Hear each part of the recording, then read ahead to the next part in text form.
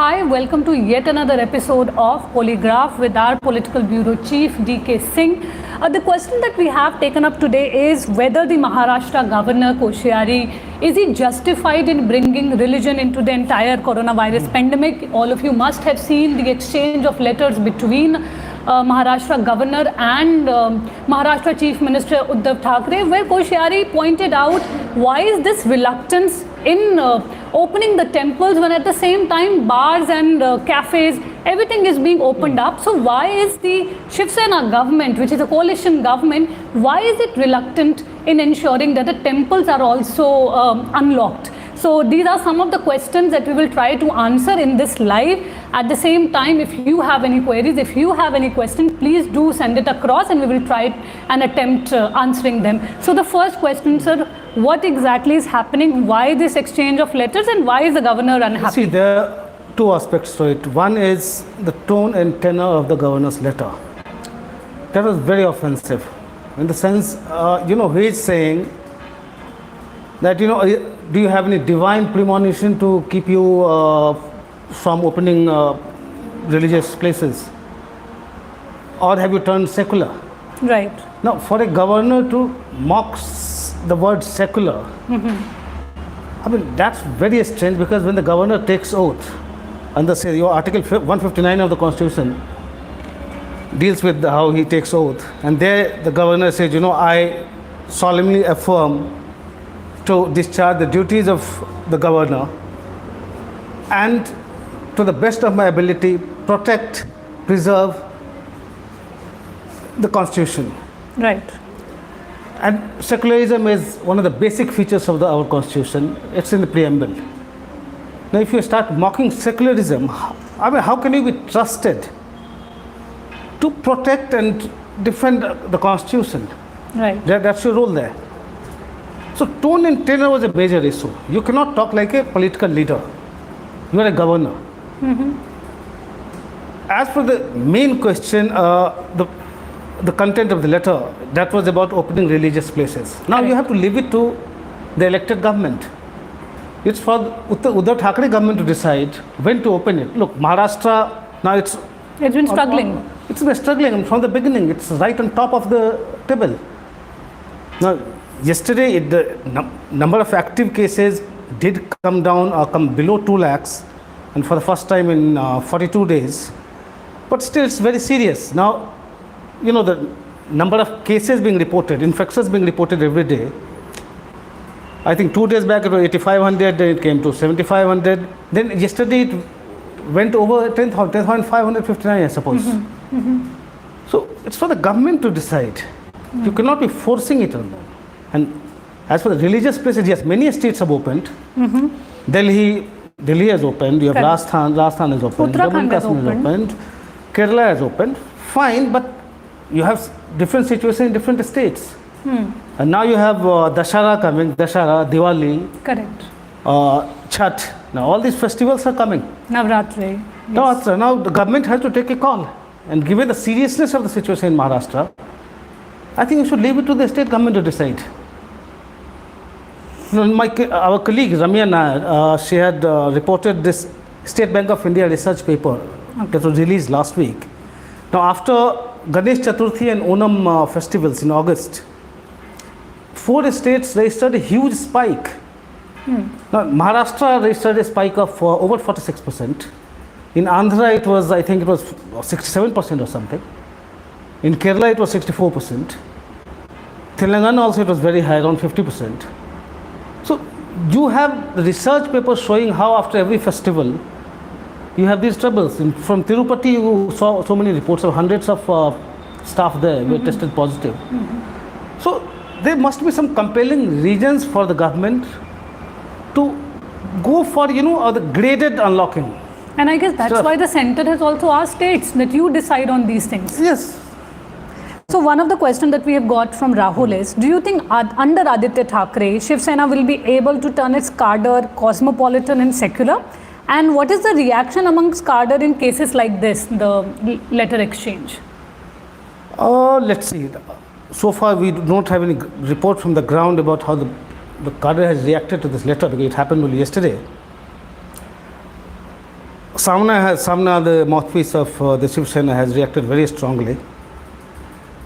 As for the first part of your question, as to how the cadre is looking at the Shiv Sena's attempted evolution to become a kind of a more secular party, Right. we don't know. The process has just started, and the initial reports suggest that the hardcore among the Shiv Senics, the hardcore cadre is feeling disenchanted, disillusioned, and there is some apprehension in the Shiv Sena that they might actually at some point of time decide to shift to the BJP. That is the apprehension. This is why the BJP has also been pushing this issue, questioning Shiv Sena's Hindutva credentials.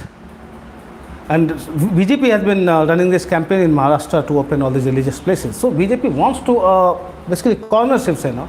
And the first visible impact you may see is the shifting of the Shiv Senics, the hardcore Shiv Senics, who may be getting a bit disillusioned by the Shiv Sena's alliance with the NCP and the Congress. Another question we've got from Sajan is how this kind of conduct by governors contrasts or compares with governors under Congress or third front government at the center, especially on secularism or religious topic. Any honorable conduct worth mentioning, or is it all bad precedent? Frankly, I don't really remember any instance in the past when a governor actually took up these religious issues. There must have been many, and governors under the Congress rule were no holy cows. I mean, they were as bad or as good as the governors today.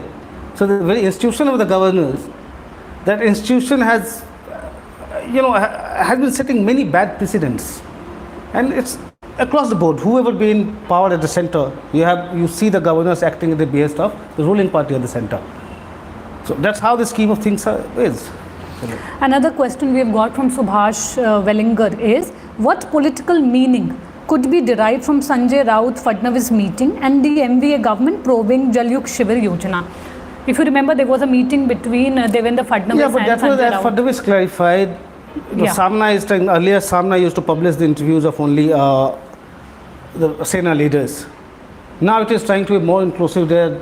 Samna published the interview of Sharad Pawar also. Then Sanjay Raut actually met Fadnavis to basically seek an interview with him. So that was all about it. I don't really read much into it. You must have seen over this entire controversy how Sharad Pawar also used this opportunity to talk about the role of governor, and he, wrote a letter. Sharad Pawar has objected to this what he calls intemperate language of the governor, and I agree with him. I mean, the language of the letter was actually intemperate. It does not behave the office of the governor. But how do you think the BJP is going to use this entire issue in terms of, as you pointed out, that this could be the starting of some of those who strongly believe in the Hindutva philosophy to sort of move that's away? What BJP is trying to hit out at the core base of the Shiv Sena. You have all these die-hard Shiv Senics. So there is already this disillusionment creeping among them. BJP is trying to actually force it. They are trying to push Sena to take lines where these core base of the Sena gets disillusioned, gets alienated from the party, and obviously BJP will be a natural choice for them. So the impact that will have is you may see actually Sena making some more aggressive posturing in days and weeks to come to keep the core voters intact. And you may even see Uddhav Thackeray going to Ayodhya probably, I am told, probably next month. Because he could not go when during the inauguration, during the Bhumi Pujan. Ashok wants to know, setting aside the politics, why has the Maharashtra government not reopened temples while other things are getting opened? I just said, the situation is so bad. And the research, I have talked about the SBI research paper, which shows that after every festival, after Onam and Ganesh Chaturthi, there was a huge spike in infections in several states. We have talked about Tirupati temple example. So probably the Maharashtra government is apprehensive because you have SOPs in place when you open a restaurant or a hotel. You have SOPs which are easier to follow. But when you have religious gatherings, it becomes very difficult to manage them. Now we are having elections in Bihar. I was looking at some pictures tweeted by BJP President JP Nadda of his rally in Bihar. Look at the crowd. Nobody is wearing the mask. Barely 10% of them are wearing the mask. Similarly, when you have all these religious gatherings, it's very difficult to actually implement your SOPs, even if you have one. So Maharashtra government, I suppose, is being more cautious. And at some point of time, they have gone for a graded unlockdown procedure, one after another. So only yesterday, you saw the Maharashtra government deciding to allow the metro, Right. what they call the mission begin again, something like that. So Mumbai Metro will be operational probably from next week. So in a graded way, there will be a time when probably after these festivals, I suppose Maharashtra government may do a rethink about opening these religious places. Another question we've got from Dia is it possible to take any kind of action against a governor when it is very clear that he's issuing unconstitutional statement and whipping up communal emotions and tensions? Who will take the action? Look, governors have a tenure of 5 years, but it's not a secure tenure. So if the center wants, center can recall the governor or can remove the governor anytime. So nobody prevents the center from doing that, and governors continues at the pleasure of the president. And by that we are saying Council of Ministers, the government of India. So they can be removed. But when you are talking like a BJP leader, a ruling party leader, why would that ruling party go against you and remove you?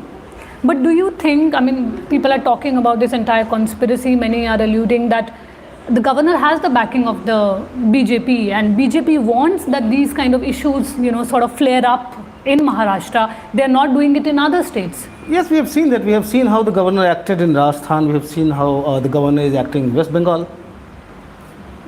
In Andhra also we have seen the governor taking political positions. Now you have it here in Maharashtra. In Maharashtra, actually, Koshyari has been active from the very beginning. Now, Koshyari is a RSS veteran. Mm-hmm. So when we talk about his views on secularism, probably RSS has, as you all know, the RSS has always had an issue with secularism being included in the preamble of the constitution by Indira Gandhi government. That was in 1976. But the governor who takes oath to protect the constitution can't be acting like this. And Koshyari is not the first one. Many governors have been doing it one after another. There are many cases, at least a dozen cases of the governor's office taking sides, political sides during any critical situations. We have been reporting that, and it's just to make it clear, it's not that it's happening only during the NDA rule. Now we saw how the governor's office was misused during the Congress regime. Like how many governments were dismissed by governors' recommendations. In the past, there have been dozens of such cases in the past. So it's not that we are witnessing it for the first time.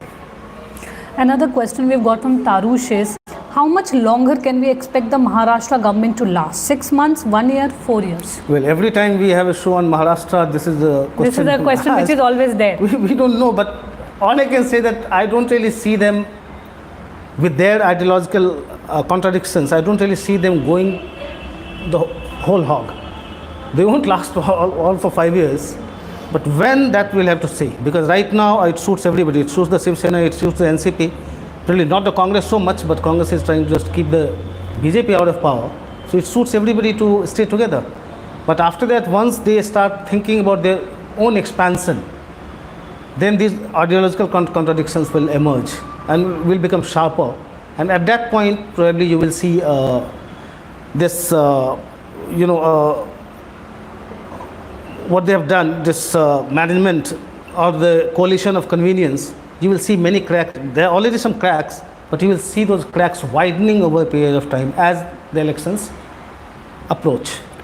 Many are also talking about the fact that, whenever you have elections, the fact that Bihar elections are, going to take place later this month, you see these issues related to religion, to, nationalism, they start cropping up. You must have seen Nityanand Rai, making a statement day before yesterday. Now, even this issue about religion and politics and how, Shiv Sena, Congress, do you think this is also a way that the BJP is trying to, consolidate its own vote bank? I understand that both the states are different and elections are happening in one state. But do you think this is also to ensure that, the entire Hindutva if you can say, vote bank, Yeah. that sort of gets consolidated? It works. In Bihar, for instance, Nitish Kumar's third term as chief minister has been pretty disappointing. I mean, you see the development, he was known as Vikas Purush, or development man, but not much has happened in his third term. So the ruling coalition there, the BJP and the JDU, wouldn't really like to talk about Nitish Kumar's achievements in terms of his development works. So naturally these issues will crop up. Another question we have got from Tanveer Panjwani is, every government's behavior is different when it is in power and when in opposition. All well understood by Shiv Sena's core cadre, and BJP is also behaving in same manner. So do you think BJP is underestimating people of Maharashtra? The fact that you're saying that the base is getting affected, he's trying to say that everyone knows that when they are in power they behave differently, so the base is not going to get impacted by these tactics. It depends, because you have seen Shiv Sainiks in the past. I mean, they were seen as rowdy elements. I mean, if you're from Maharashtra, you probably know. Vandalizing of pitches during the cricket matches, attacking people, vandalizing shops, all these things were happening in the past. Now, you have a certain section of those Shiv Sainiks who actually thrived through those practices. Now, all that is gone. Now, you have all the, whenever in Mumbai, whenever you have to settle some dispute, you would involve Shiv Sainiks in the past. Now, under Uddhav Thackeray, this trend is changing. So, Shiv Sainiks, whether those die-hard Shiv Sainiks, they would also change accordingly, I am not very sure. But then they shift to BJP also, when the BJP would not really allow them to return to their to what they used to be. But all depends. As long as they're in power, I suppose they'll hang around. And as I said, in the next 1 year, 2 years, you will see the Shiv Sena basically trying to be more aggressive on Hindutva front, and trying to basically keep the core voters intact. But yes, as our reports, our colleagues have been reporting from Maharashtra, there is this disillusionment setting in, because Shiv Sena has always fought against Congress. Now, Shiv Sena, when the Shiv Sena was founded, there was no BJP. BJP was founded in 1980. Shiv Sena came in 1960s. So Congress has been its main adversary, political adversary, ideological adversary. Now, sitting with them and sharing power with them will of course make them uncomfortable. But how long will it last, we'll have to see. We'll take a last few questions. One of the question is, how much has Congress NCP moved towards right and NCP towards left? They haven't really moved towards right. When you go for the party ideology, individual leaders, yes. You saw Rahul Gandhi wearing jano, hopping from one temple to another. That was just what the Congress was trying to do, or has been trying to do, is to basically counter the perception that it is a party that believes in appeasing the minorities.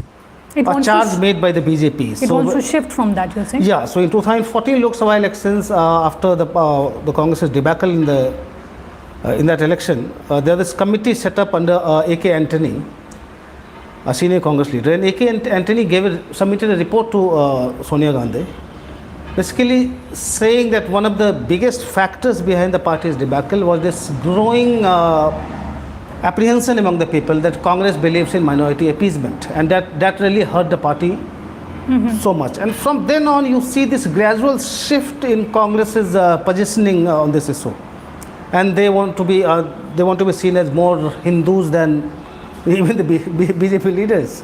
Could you also just talk about the Uddavraj controversy, in that sense that Congress is trying to now distance itself from his statement about money being spent on Kumbh Mela? It's the same thing now. Uddavraj is saying that, Uddavraj is talking about separating religion and the state. And because we are talking about this this controversy over Maharashtra's governor's remark on secularism. Now, secularism as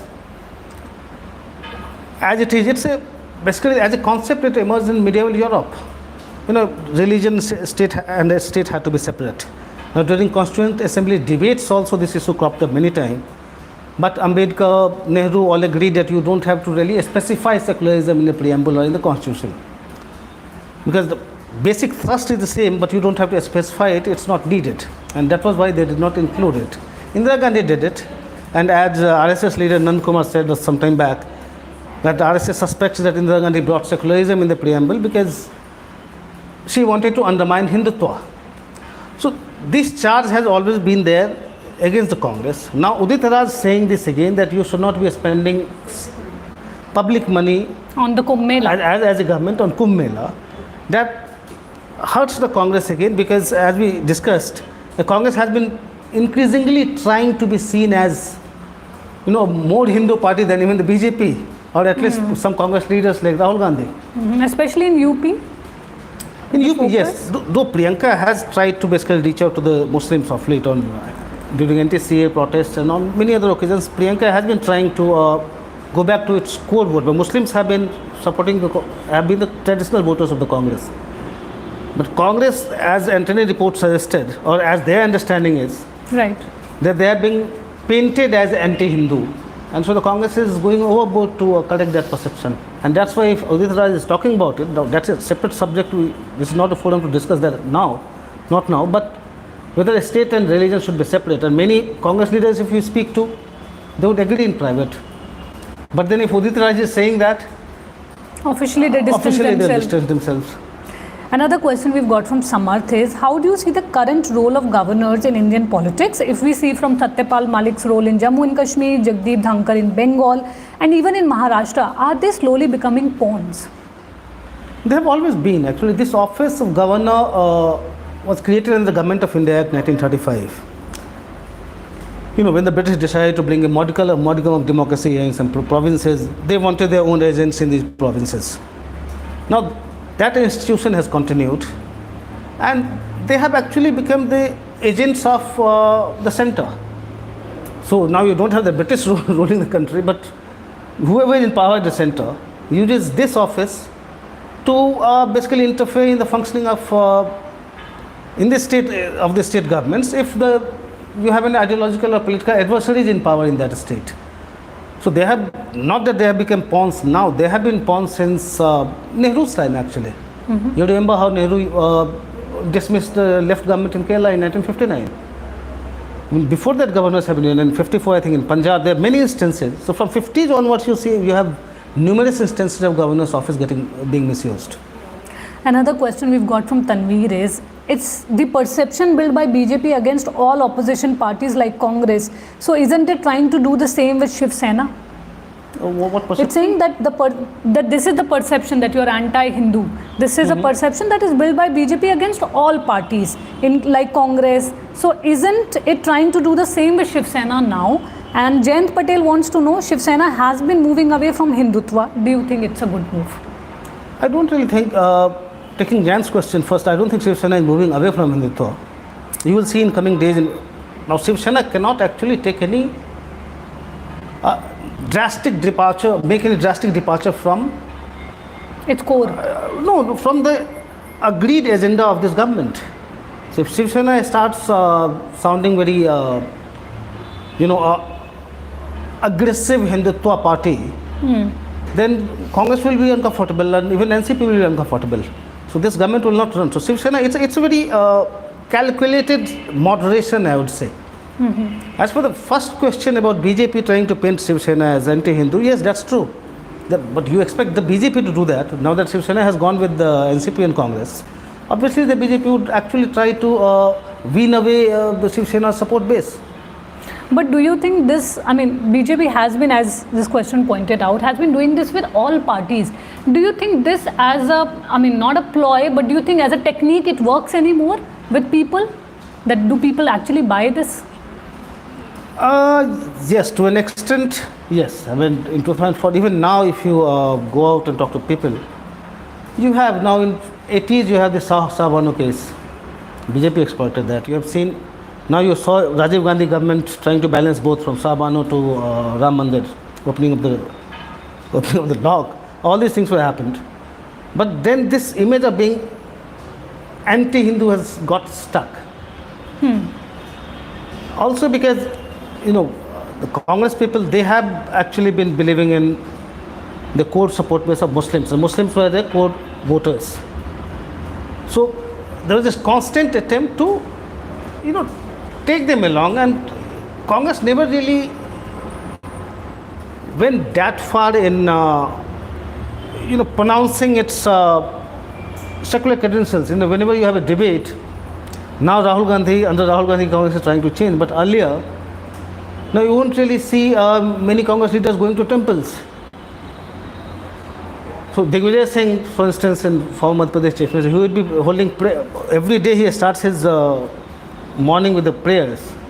And he is a devout Hindu. But then he comes out and then he would rather talk about the interests of Muslims. Right. So they were very sensitive about, being seen as more secular. And somehow that got a stage that gave the BJP and other political adversaries a chance to paint them as anti-Hindu. And it has had some impact for sure. But then going to the other extreme, as Rahul Gandhi is doing that, is also damaging the Congress. So thank you so much for answering all the questions in such detail. We will be back next time with yet another episode of Polygraph. Thank you for watching.